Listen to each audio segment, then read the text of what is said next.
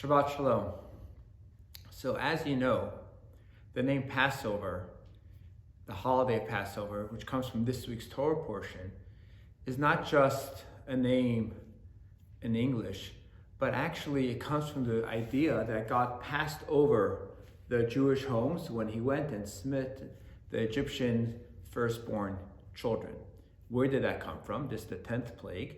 And the idea is that the Jewish people went and sacrificed a lamb on the night before Passover, when the night before the Jewish people left Egypt, and they took the blood and they put it on the doorposts of their homes. And this way God knew, quote unquote, which homes are the Jewish homes, and he passed over their homes, and he went and only killed the Egyptian firstborns, and the Jewish people were saved. But it's very interesting, if you look closely to the verse, and it says that God will pass over their homes and they will be saved from their houses. But the word over there is like a double expression. One is he'll pass over their homes and those that are within it.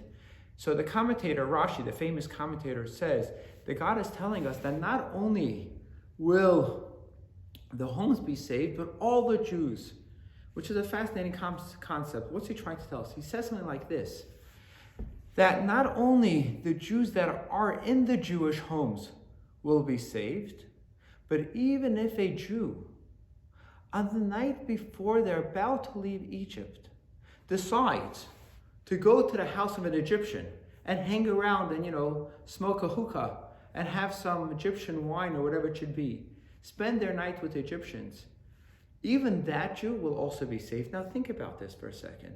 The Jews were slaves by the Egyptian masters for a couple hundred years, right? And the last few years was terrible, to the point that God says, I'm going to go and save the Jewish people right now, right? Moses is 80 years old, which means to say Moses was was about to be killed in the Nile River. So the Jews were slaves for a very long time. And now comes the time in the Pharaoh, after this, the 10th plague, the Egyptians were being destroyed by the God. And this Jew decides that he's going to spend the evening by the Egyptians. Now this is what we would call a bad Jew, right? I mean, we shouldn't speak like this about another Jew, but he's not a good guy. And yet, he's spending his night with Egyptians. And God says, we don't forsake any Jew. Even that Jew, I'm going to save him from the Egyptian home. We're going to pass over their house, not going to destroy that Jewish person. We're going to save him. This is what it means to care about a fellow Jew. This is when it talks about unity, means there's no such a thing that somebody's left out of the pale. And I find this fascinating because the other day, just this week, when we had the inauguration, the newly elected President Joe Biden said that we're going to have a united nation. A united nation means to say that all the people of this country is going to go under one umbrella. We're going to care about one another. And then he went and singled out certain people that do not fall under that umbrella because obviously they're bad people, which I totally agree they're bad people. What's interesting though, in Judaism, even the bad people, we still have to care for them. This is what the Torah portion teaches us. In the Haggadah we say we have obviously 4 sons, right? The 4 children, Chacham and Rasha, the wise and the wicked. But where do we put the wicked child? We don't kick him out of the Seder. We don't say you don't belong here. We're going to destroy you. We say we're going to bring you even closer. Obviously, we have to teach them how to behave.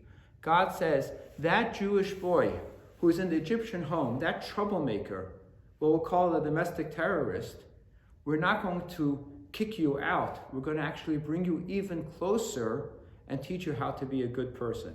And that's the Jewish way.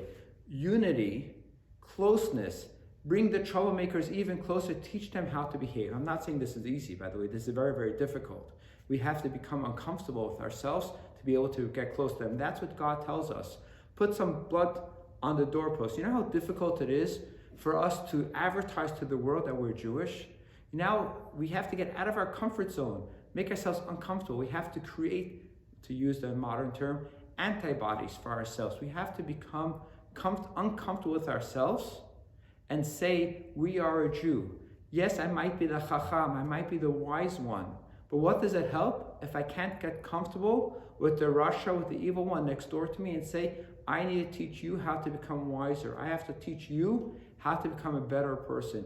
If we're just going to say you're bad and therefore I'm going to punish you, lock you up in jail, that doesn't make the world a better place.